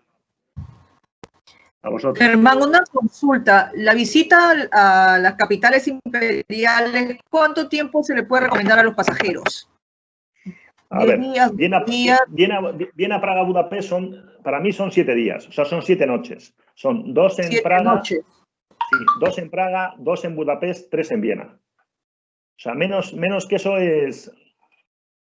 Y a partir de ahí, de 7 a 10 sería lo ideal. O sea, sería lo ideal 3, 3, 3. Pero si los programas que suele haber suelen ser 2, 3, 2. O sea, 2 en Praga, 3 en Viena, 2 en Budapest. Pero hablamos de Praga, Viena, Budapest. O sea, si tú metes Innsbruck o metes Salzburgo, empieza a sumarle noches. O sea, Innsbruck, por lo menos una noche hay que pasar en Innsbruck. Y en Salzburgo 2. Si quieres ver todo.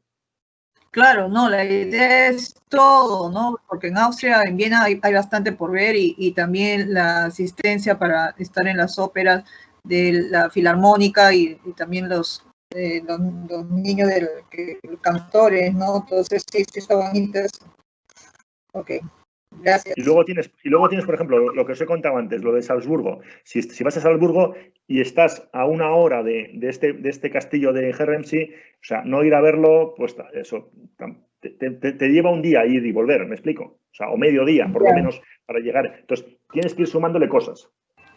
Lo que sí es bueno es que todo esto está muy bien comunicado, tanto las 3 ciudades que he dicho como en el interior de Austria, con tren. O sea, si tú lo mandas de Viena a Salzburgo es 1 hora y media, 2 horas en tren. Ya Innsbruck son 2 horas y media en tren. O sea, tampoco hay grandes distancias.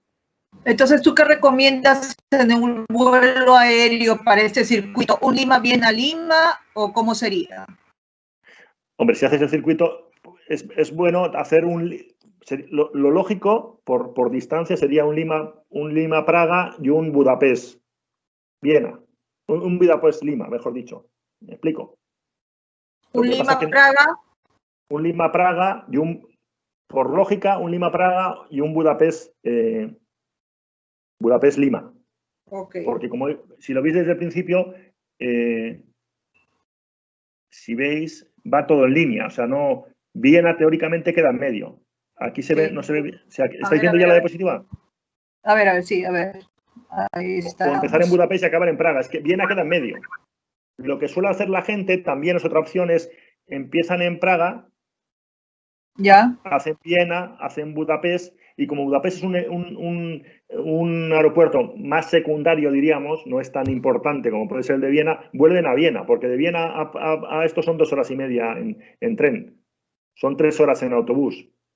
Ahora que no hay paso fronterizo, antiguamente era complicadísimo porque la frontera con Hungría eran 5 horas de frontera. Ahora no hay fronteras ya. Entonces, la gente vuelve a Viena. Entonces, a veces hacen Praga, Budapest y luego terminan en Viena. Pero estás recorriendo, haces más kilómetros realmente. Pero bueno, también es más cómodo porque terminas en Viena, terminas en eso, con más tiempo allá. Pero lo lógico para ahorrar kilómetros, yo siempre digo para ahorrar kilómetros, si lo veis en el mapa es clarísimo, es Praga, Viena, Budapest. Entonces lo lógico sería entrar por Praga y salir por Budapest o entrar por Budapest y salir por Praga. Cualquiera de las dos y tomar Viena como central. Pero bueno, ya digo. Y todos los circuitos para visitar todas estas ciudades y fronteras son con autocar, con naves con barquitos fluviales, ¿correcto? Espera. Te he entendido como que si son todos en autocar, sí, todos en un autocar. Ok. Y también hay un circuito ahí tenéis un montón de operadores y también tenéis uno que se llama Sato. Sato es una empresa austriaca que justamente estos circuitos los mueve muy bien. O sea, hacen unos movimientos bien simpáticos. Y ellos son de allí, son austriacos. Son circuitos en español y tienen circuitos todo el año, tanto en verano como en invierno. Y ya digo, hacen, empezando por Viena, o empezando por Praga, empezando por Budapest, o sea, tienen toda la variedad de todos los posibles mix que se pueden hacer con eso. Igual que en el tema de visita, que no me habéis preguntado, pero es bueno, es decir, en verano sí que merece la pena visitarse, pero en invierno también. O sea, en invierno los paisajes nevados son maravillosos en las 3 ciudades. O sea, es alucinante. Tienes que ir preparado para andar sobre nieve. O sea, y tienes que ir con ropa apropiada. Y si no llegas allí, te la venden. O sea, allí todas las casas y todo está preparado, insisto, como hemos visto, con chimeneas inmensas, con grandes calefacciones, no pasas frío. Si sales fuera, sí. O sea, si a 20 bajo cero pasas frío en todos los sitios. O sea, pero fuera del hotel o fuera del lugar que estás visitando. Y ya digo. Germán, una consulta. ¿Y cuál sería el costo aproximado para 9 noches en este circuito? Pues calcúlale más o menos. Espera un momento. Con 9 noches, calcula que por noche, yo siempre calculo que por día son $100. 100, a ver, no, 100, 120 no. 150, sí, es una zona cara. 150 por noche. 150 por noche aproximadamente. Entre el hotel, el alojamiento y desayuno, si las visitas, sí, más o menos. Ok.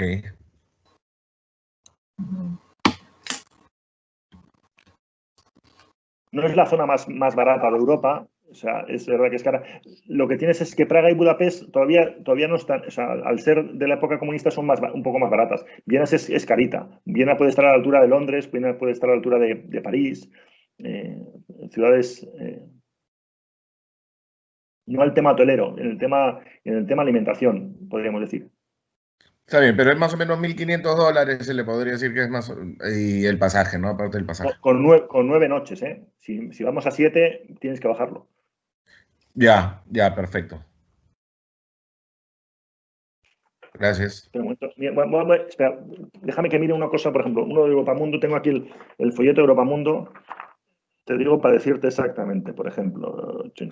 Y también depende de la temporada también, o sea, no es lo mismo ir en verano que ir en invierno. Espera, Europa Central.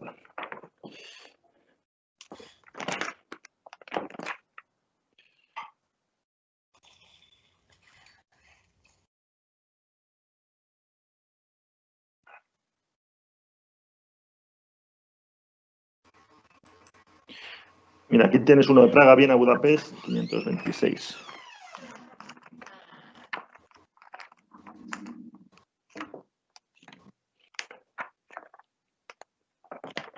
segundito.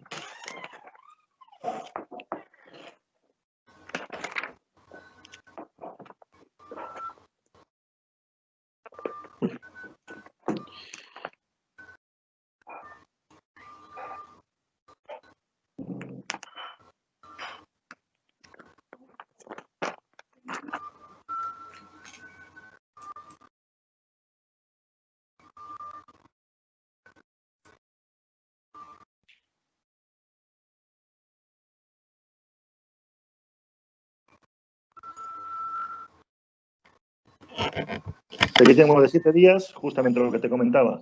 Praga se va luego, eso, van primero a Praga, luego a Budapest y luego van a Viena. O sea, bajan y suben. Se puede hacer, es lo que mucha gente hace.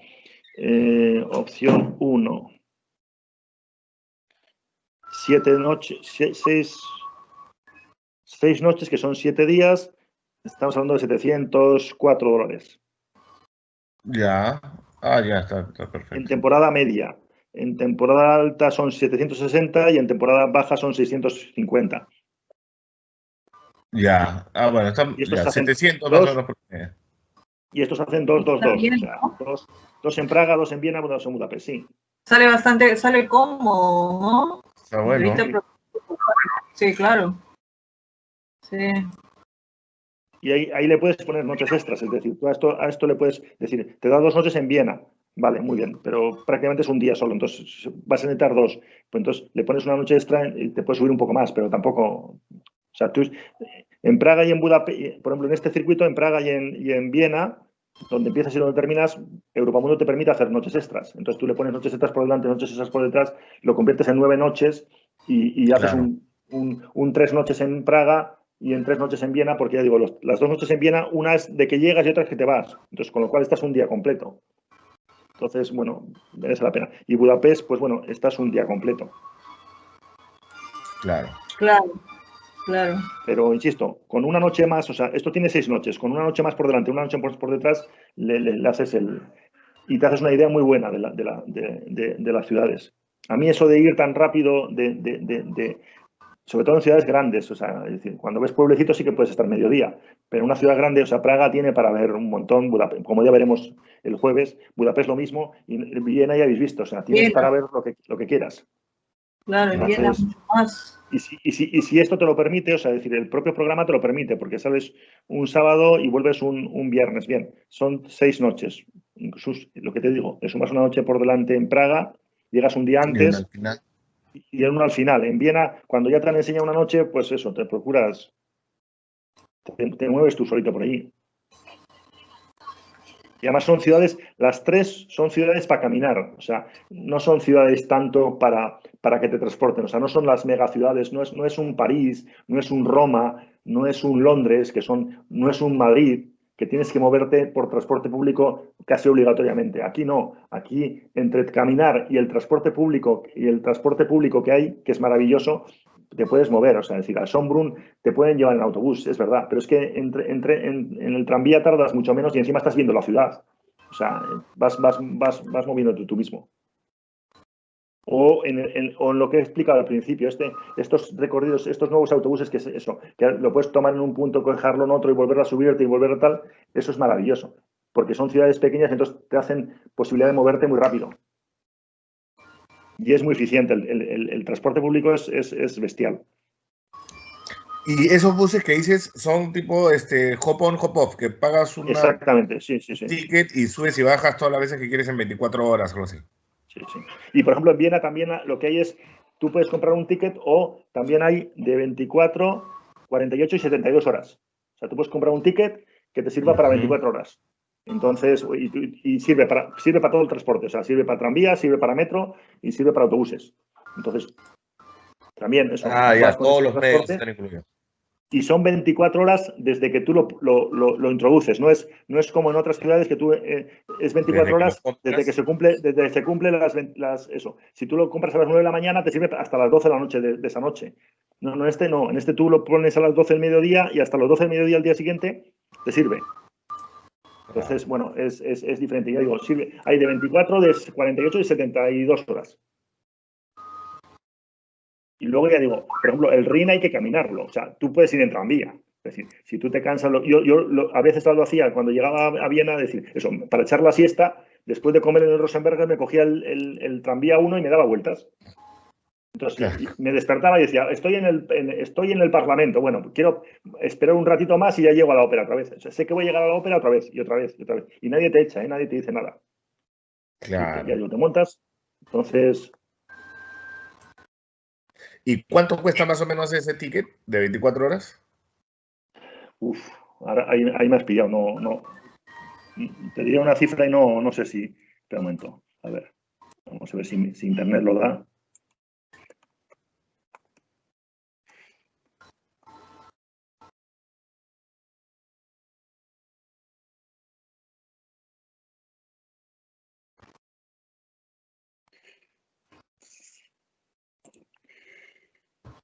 A ver, el sencillo, mira aquí. El sencillo son 2,40. Bien. El de 24 horas son 8 euros. El de 48 horas son 14,10. Y el de 72 horas son 17,10. Ya, no es caro, es barato. Y por el mismo precio te dan un abono semanal. O sea, de lunes a lunes, 17 horas también. 17,10, perdón. 17 euros y de 3 a 10 días, a 7 días. Si quieres información, te digo, la página web es www.bien, o sea, W-I-E-N, o sea, como se dice Viena, pero en esto, .info. Y ahí te da toda la información. Bien, que es la forma de escribirlo en alemán. O sea, W-I-E-N. Sí, ahí está, ya llegué, ya entré. Gracias. Está en castellano, en español. Los austríacos, pensar que un austríaco es una mezcla entre alemán e italiano. O sea, tienen las dos cosas. O sea, son rápidos o sea, tienen la forma de ser son eso, muy cuadriculados en plan alemán, pero también son muy rápidos a la hora de decirte cosas. Es la página web, por ejemplo. O sea, tienen unas páginas web que son muy buenas en ese aspecto. Sí, la estoy viendo, ya la estoy viendo.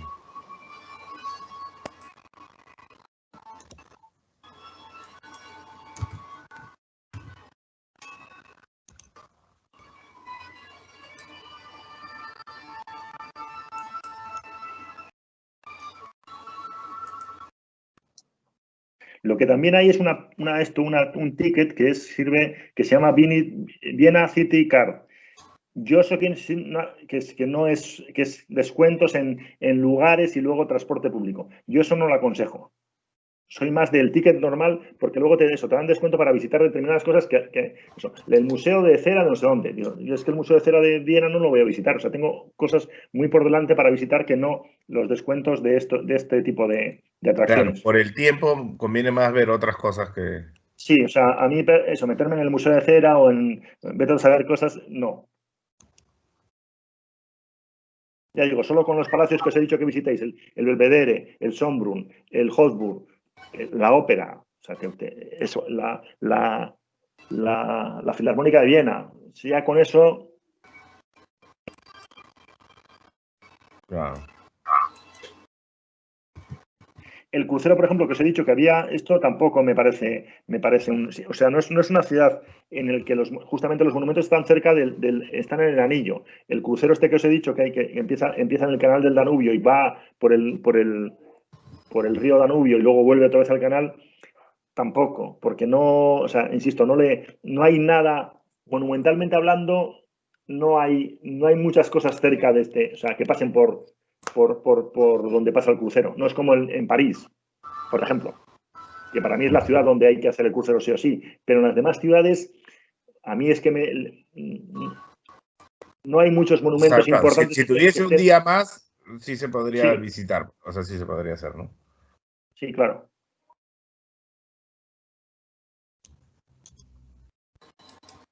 Y lo que sí hay que pedir, o sea, en este no sé si habéis visto en el cartel que ponía hora en punto. Espera un momento que lo tengo. A ver, vuelvo a compartir.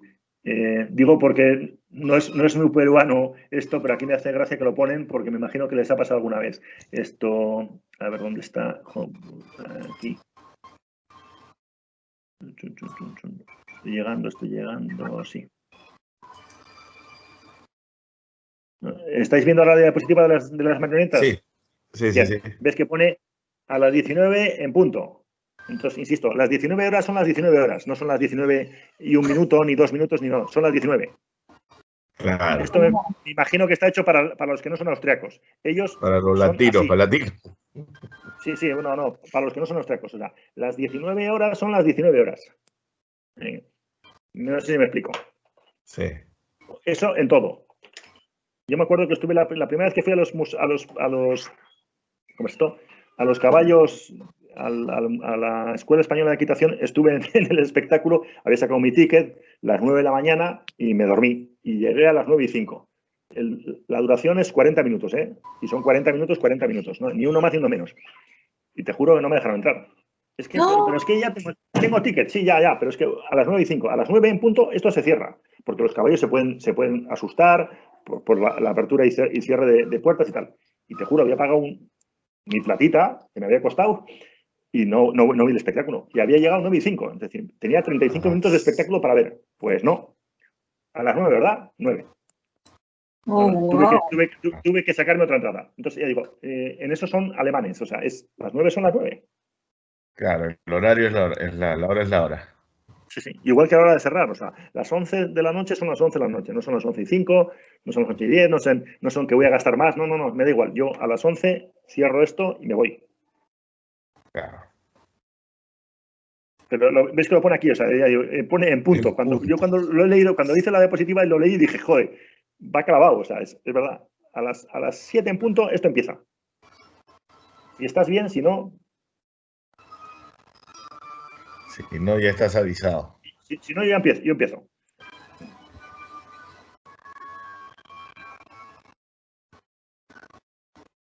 Bueno, son tips que hay que darle a los pasajeros, sobre todo a los latinos, ¿no? La comunidad latina, que siempre esperan los 15 minutos del intervalo de los reclames y bueno. Sí, no, eso... Eso no va ahí. Eso en Europa del Norte, o sea, es decir, británicos, ya digo, los holandeses, alemanes, austriacos, y no te cuento los de arriba, los suecos y tal, no entienden, o sea, no, la hora es la hora. Tienes que llegar antes, o sea, 10 minutos antes. O sea, para ellos las 9 son las 9 menos 10. 10 para las 9. Ahí es donde tienes que llegar, para llegar a las 9 exactamente. Ok.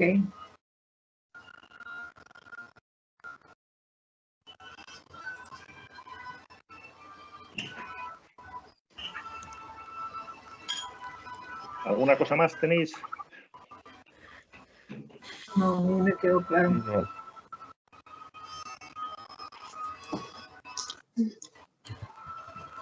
No, Germán, ya no tenemos más preguntas. Pues bueno, nos vemos entonces el jueves. El jueves. A la misma hora, a las 4. Sí, en el mismo canal. En punto. En el mismo canal. No, en punto seguro que no. Eso lo tengo claro. Por eso lo he dicho. A las 4 hablaremos de Praga, de Budapest y de Berlín también. Ok, Germán. Agradecer a las agencias por su asistencia el día de hoy. También a ti, Germán, una excelente capacitación. Y nos vemos el día jueves a las 4 de la tarde. Gracias. Bien. Gracias por todo. Gracias.